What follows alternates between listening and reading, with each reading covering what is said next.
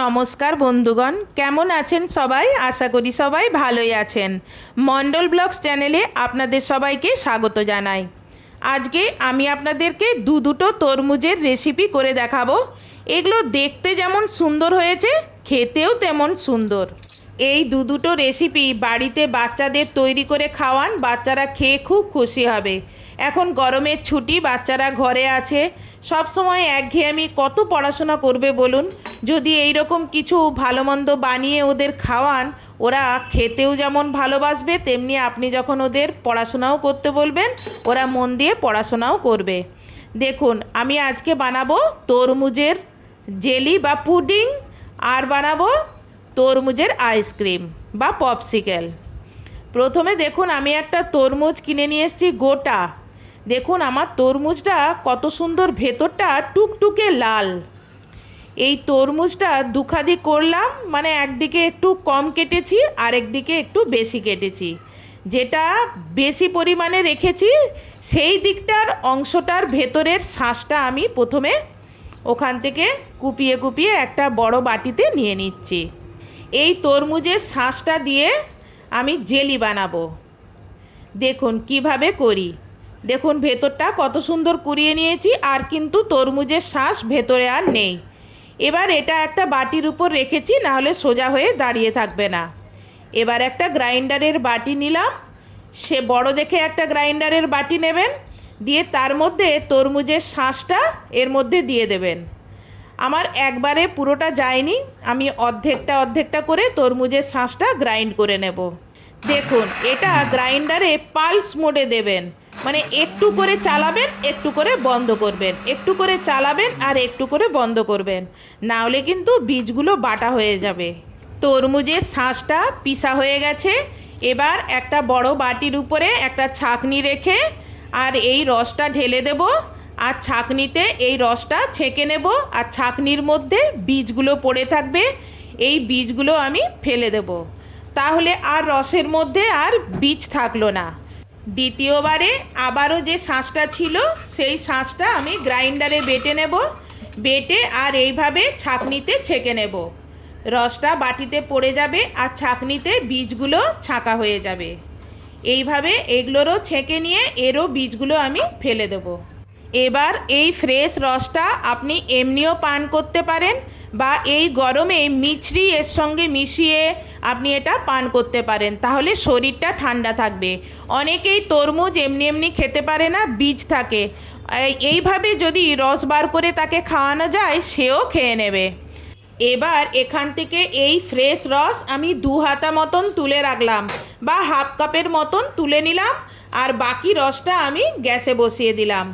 এবার এখানে প্রয়োজন মতন, বা আপনার বাড়িতে বাচ্চারা যেরকম মিষ্টি খায় সেই মতন আপনি এখানে চিনি দেন।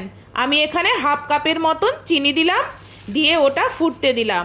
আর এদিকে যে হাফ কাপের মতন আমি এখানে রস সরিয়ে রেখেছিলাম, সেই রসে আমি আগার আগার পাউডার 2 চামচ দিলাম, দিয়ে আর এটা গুলিয়ে নিলাম।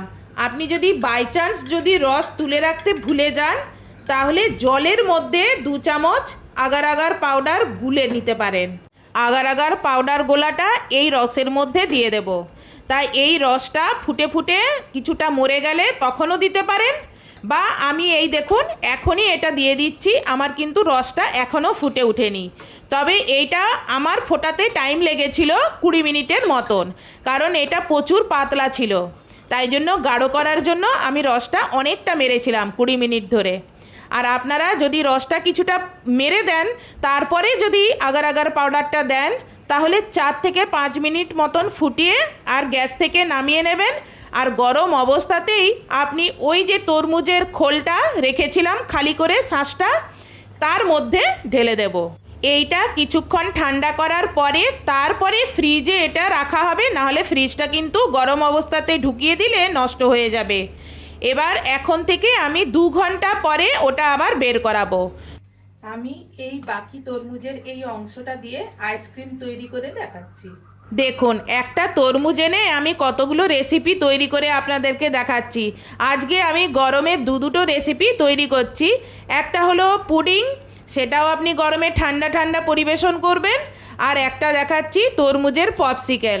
মানে এটা নোনতাও হবে, ঝালও হবে, আর মিষ্টিও থাকবে। আর এটাতে ফ্লেভারের জন্য আমি পুদিনা পাতা ব্যবহার করেছি।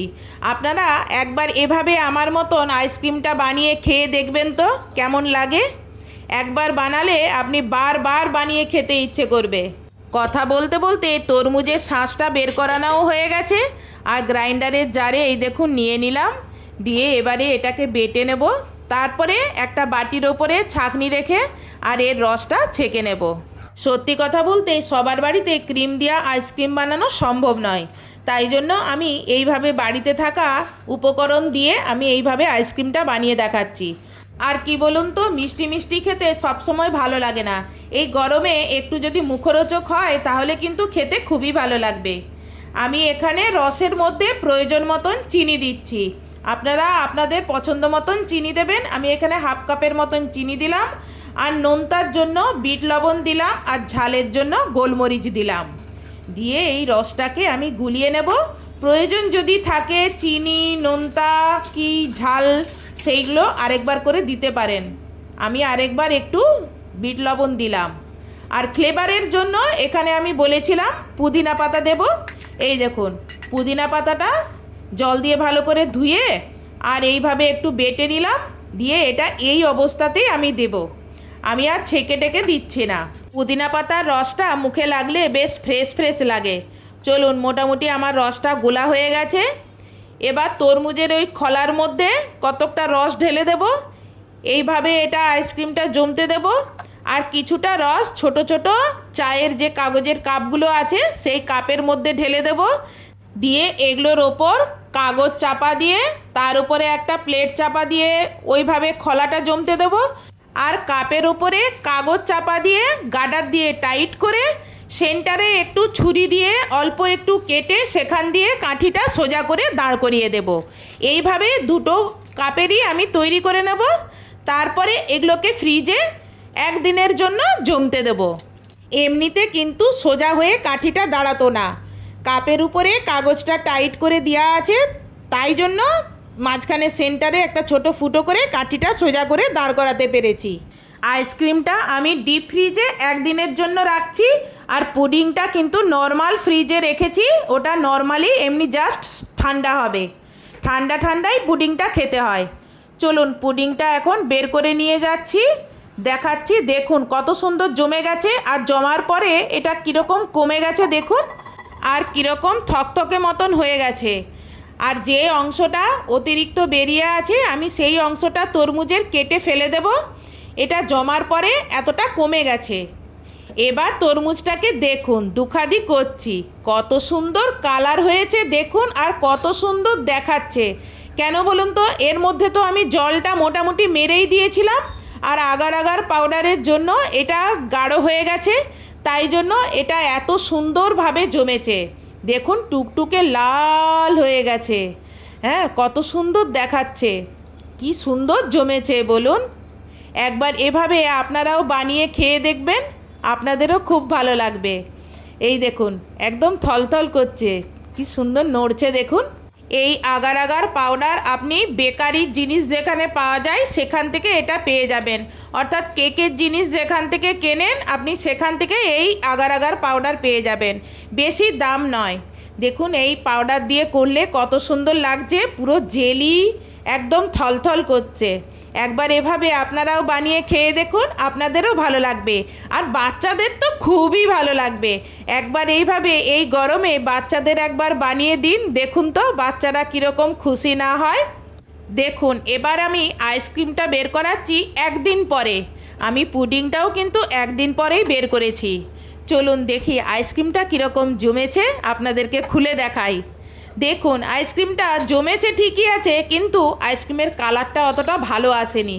কেন বলুন তো, এর তো আমি জলটা মারিয়েও নি, সেই জন্য এর জিনিসটা ওপরে জলটা জমে গেছে, আর তলায় তরমুজ তরমুজ জিনিসটা তলায় থিতিয়ে গেছে, যার জন্য এর কালারটা ভালো হয়নি।